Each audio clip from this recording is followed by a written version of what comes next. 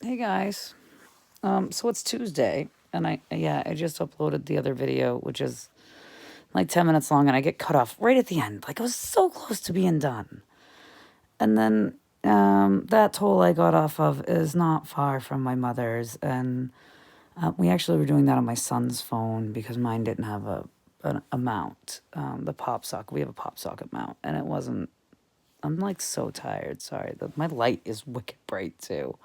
And I did the same thing I did in the other video where I get up and forgot the light. But anyway, um, hi. I had a fabulous weekend with family. However, I wore myself out so much that I couldn't come home on Sunday like I had planned. So we had to switch around some things. And thank God for my amazing, very flexible husband who, showed up for that to be able to happen.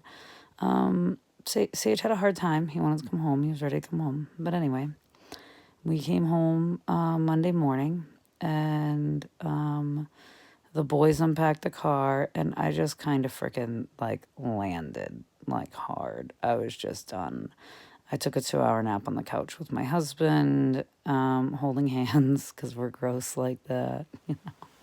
And then I got up and I had a couple of video chats with a couple of my most wonderfulest friends, and that was really nice. And then I went back to bed, and I had a hard time falling asleep again. I fell asleep around 2, and the alarm clock went off at 8. And, I had an appointment for my first float therapy session today for pain, and I don't know if it's going to be effective. I feel like maybe I need to give it another one, but just gonna hold off on it for a minute. I think I got to sit with it. There were a couple of things I really liked the feeling. So if you don't, that's like the sensory deprivation tank. Only you can have music or light or whatever. Like it doesn't have to be completely dark and no sound, right? But it's super saturated with Epsom salt, so you float, so you're weightless. I did not like number one, the tank. I'm tall for a woman. I'm 5'8" when I've not been standing all day and gravity has not decided to shrink my spine. If you measure me at the end of the day, I'm 5'7", but if you measure me at the beginning of the morning, I'm a solid 5'8", a little more. So laying in this tank, I kept, you floating around there, and I kept bouncing off of things like my feet, and then I'd push myself up and be my, just the top of my head, and it was light because I was just kind of floating there, but like it's distracting, and the whole point of doing this is just to just be weightless and not have to feel it, right? And then I had a real like feeling in my upper back, shoulders, neck area that was like just tight, and like it didn't like it. And they give you this halo so your head doesn't go all the way into the water in case you're uncomfortable with that. And I ended up using that halo underneath my shoulders instead, and that helped a little. I feel like maybe I'll need a second one next time, and then I might be able to get the because I could relax a little more with the first one, but just that little extra touch. And everything needed to be just a little bit warmer because I have bad circulation. I have Raynaud's and other stuff. Sorry about the nose. My nose has been itchy. It's ragweed season, and we have a new long-haired kitten. So, and if I mean, look at me. So anyway, so I apologize for constantly itching my nose. It's a habit, and my nose itches. But anyway, so I was cold. Like the water's supposed to be body temperature, but it was just a touch too chilly for me. And I'd have to, and the air was chilly enough that my toes were actually starting to hurt. Like I'd have to pull my toes down into the water to warm them up and then bring them back up like kind of frequently. So if those things could be adjusted, I think I might have a much nicer experience a second time around, knowing after the first one. And I think maybe giving a second go and then deciding whether or not it's going to be like truly effective would be good. On the way home, we stopped by a car dealership. Well, we stopped by a couple, but we just drove around and looked at what they had and price tags. Like we didn't get out anywhere. And then we stopped by one that we had wanted to go to. And there was one right out front that I got excited about as soon as we drove by it. My husband was like, we're going to look at the whole lot. I'm like, all right, all right. So we'll drive around the whole lot. Like, I get it. Fine. Um, so we drove around the lot and we ended up back at the car that I liked. And I took it for a little test drive. And oh my God, it's so much more comfortable. And I think it's really going to meet my needs. And that's the biggest thing, right? So, yeah, again, another day in the life. I hurt. Like, I'm sore, and I didn't take any pain medicine because I don't know why. Well, I wanted to, yeah, I don't know why I didn't. I had it with me. I guess I didn't think of it because nothing really was, it didn't hurt bad enough. And that's a really weird thing to say, I guess, because when Sage also, my child who was in the other video with me, has the same thing I do. And when people ask him about his pain, I have to remind him to use the normal people pain scale. And I have to give him the little chart thing that means what normal people think pain is. Because he'll be like, oh, it's like a 2. And then he'll look at the normal people pain scale and go, oh, like a 6 or a 7. Like, we don't feel pain the same. So, because we feel pain all day, every day. So, if we say something hurts, it hurts. Like, we're not whiners, right? So, we're the people that, oh, I have a high pain tolerance. Yeah, because I'm in pain probably every day my whole life, just about. Then I'll tell you more stories about that another time. I'm going to try to keep this, we're at 7 minutes. I'm trying to be really mindful of the time. So we were messing around with some meds. We decided after this weekend that we maybe went a little overboard, a little too much too fast, right? Just back off of it. And today, I really feel like we kind of have so far hit the nail on the head. Yes, I have the chronic PTSD and the codependent stuff, but I have also done a lot of self-work for a long time. So now that I've realized what my issues were, right? And I was a critical care nurse, and I've got a long history in the and knowing other people and seeing other people go through things and being a caring, empathetic human being who's got to help everybody, and I was going to take care of everybody else before she takes care of herself, and that's something I can admit now. So I've been making sure to take care of me, and I can't even tell you how wonderful my family is. Like, I am, I mean, my home family. I'm going to talk about my home family for a minute. There's you get your different circles of people, but our island, as Glennon Doyle likes to call it, our island is filled with beautiful, beautiful humans, and we're all really accepting of each other, just needing a minute sometimes. Like, people are allowed to be grumpy for a minute, and we'll say, hey, I noticed you're grumpy, and, I'm just going to give you a minute. Can I help? And if it's a no, all right, I'm going to give you a minute. And when you're ready, I'm here. And I love that. And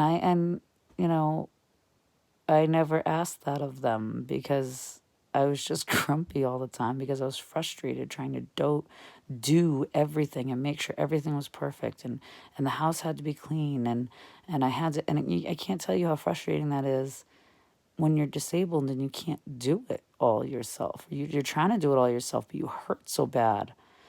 And they help, don't get me wrong. I mean, they're teenagers. They got stuff they do, but they're not supposed to do it all, right? Like, you're supposed to be able to do stuff too.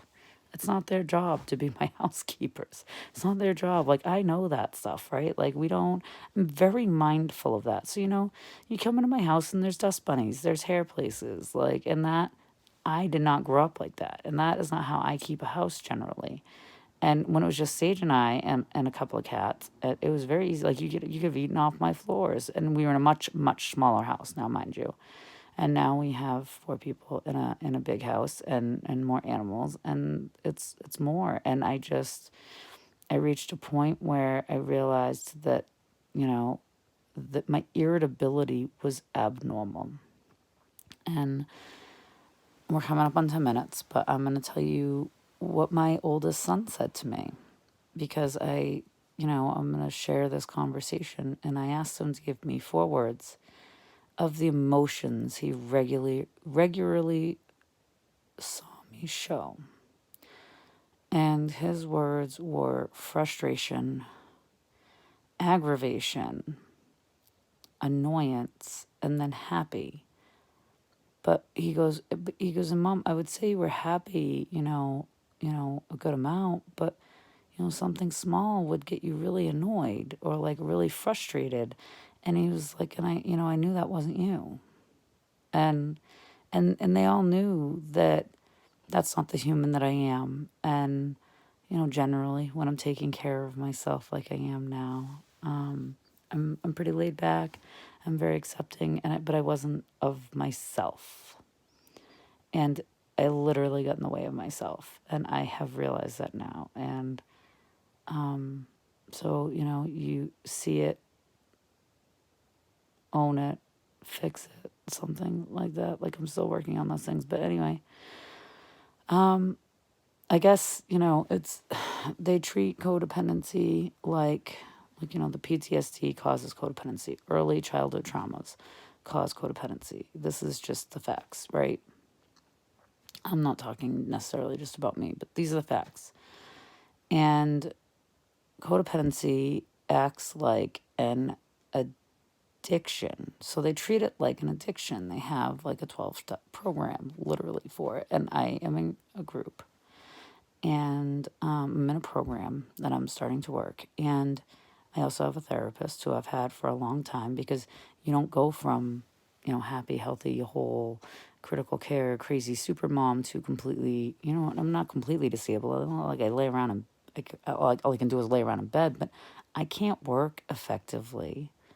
I can take care of my home, but I wasn't taking care of me because I was micromanaging everything else. And that is classic of codependency, because I just wanted everybody to be so taken care of that I stopped taking care of me, right? It's literally, I mean, I guess the best way, and I'm pretty sure I read this somewhere, or it was said somewhere, that it's the addiction for love and affection and acceptance. And I am extremely loving and accepting and affectionate for everybody else, and I never showed up for that for myself. And I was really, really hard on myself because of it. And now that I've realized that I get to be a human too, I've cried my eyes out a bunch of times, over songs or because of how sweet something's been this week. And my sister realized the one that said this weekend, and I was like bubbly, bouncy, like nuts this weekend. Like I was just so excited to see people, and I hurt. I really hurt now. And I hurt then. Like I sat up all night. I couldn't sleep for the life of me, and so I sat up all night talking to my dad and having some great conversations. My parents are amazing humans, and even just like sitting, I mean, and standing up too, obviously shifting around, all kinds of stuff in this chair.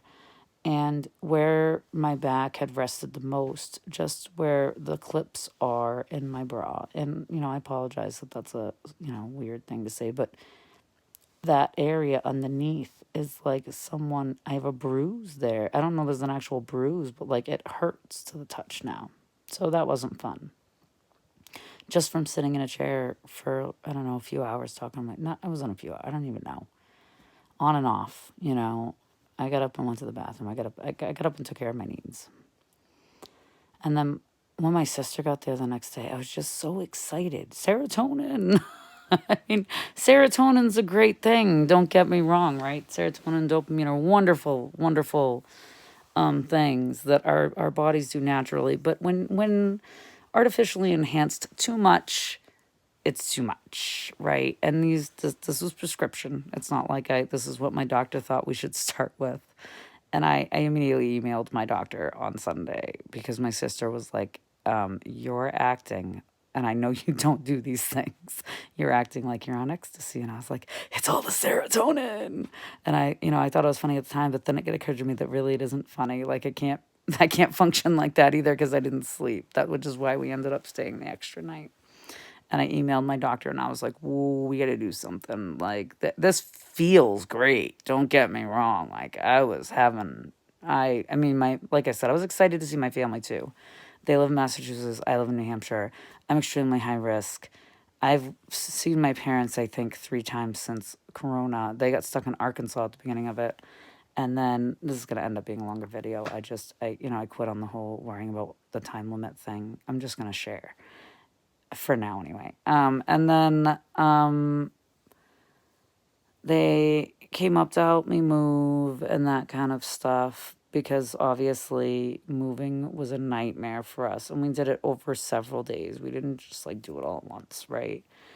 And then my mom came up and visited for a couple days with my niece and nephew, and my mom and my dad both came up for a couple of days another weekend for my son's birthday. And my dad did some work around the house because he's awesome. And mom helped me clean because she's awesome. And then that's the first time I've been able to go down there and spend some time with everybody. And that's home. That's where I grew up, right? So I was so excited to be there. And now I have all this wonderful serotonin from my medicine. And whoa. Yeah. So we've adjusted some things. And today was lovely. And I am not a pharmacological person. I intend to figure out how to make this not a pharmacological thing. But today, I just was able to enjoy my day. I was able to roll with the punches. I wasn't like a shit like I can be sometimes. I just, it is what it is, and let's move on, kind of, And I was able to show up for some things when I needed to. I kept my boundaries. I mean, buying a car, that would have normally been a really, really, really anxiety producing thing for me. And I walked in and I said, "These are my needs. I know I can finance it. I like that one, and I'm going to drive it." Because I think they were like, "Holy shit, I sold myself the car," right? Like, I knew what I wanted. I looked at the stickers, I looked at the price, and that was it. So, and then I drove it, and that was really it. It was over. Yep, that one. I had thought it out beforehand. I'd looked stuff up online beforehand. Like, I don't, I didn't want to deal with the in places too much at all. But the new car needed to happen, as you saw in the other video. So that was probably the shortest car buying experience of my life either. I really have to say. We were probably there a couple of hours, and that was including the test drive and me filling out the paperwork I needed to. And then kind of waiting around for them to get their shit together while I just stood there and hydrated. And then now we have to wait for some other stuff to happen, and I can pick it up next week probably. And my husband was really frustrated. "I've never walked out without the car today." And I was like, "Well, number one, Corona, and number two, like, there's some shit they gotta do that they probably don't normally have to do, and so it's okay. Like, we'll get the car next week. It's better than not getting a new one." And someone's not coming to see me. Oh, it's fine. Someone came upstairs, but they're not coming to see me. So, yeah, I had a wonderful, like I said, wonderful visit. I had to extend it so that I could effectively sleep. Like, I took the PRN they gave me to help me sleep, and then I had to use 50 Benadryl to knock myself out even Sunday night. Because even Sunday night, it was like 2 a.m. before I fell asleep, and I'd been up since Saturday morning at what did I tell you guys, 9:30? And I used to do that shit all the time, don't get me wrong. When you're a critical care nurse and you work nights, you do shit, but I do not do that stuff now. I mean, the reason I've been so tired recently is because I've been having so much trouble sleeping. I generally sleep. I need 10 hours of sleep a night, solid. And I have not been getting that. And I was like, "Oh my God, you gotta be kidding me." And then I got a good night's sleep, and that's why I felt good to go to mom's. And then all of all of the new medications kicked in, and it was that too much. So I feel wonderful today. um, after, switching things around a little. And I've had some, wonderful chats with my family, wonderful chats with some friends. I'm gathering my wagons just to be safe because I have wonderful friends. I really do. I'm a very, very fortunate person. I have beautiful humans all around me. And they have all gathered, rounded, circled the wagons for me. And I don't feel like I've needed too much yet, but I might. And I know that they're there. And that alone means the world to me. So that's enough sharing for today. I am exhausted, and this is running now upwards of 20 minutes, which means it's going to take forever to upload. So this might just be a tomorrow post. So I've been saying today, but we'll see how long it takes to upload. I might upload it and then just share tomorrow. Anyway, stay kind to each other. Kindness matters. And I am sending you all kinds of love and light. Please stay well and stay safe. And I will hopefully see you guys tomorrow. Bye.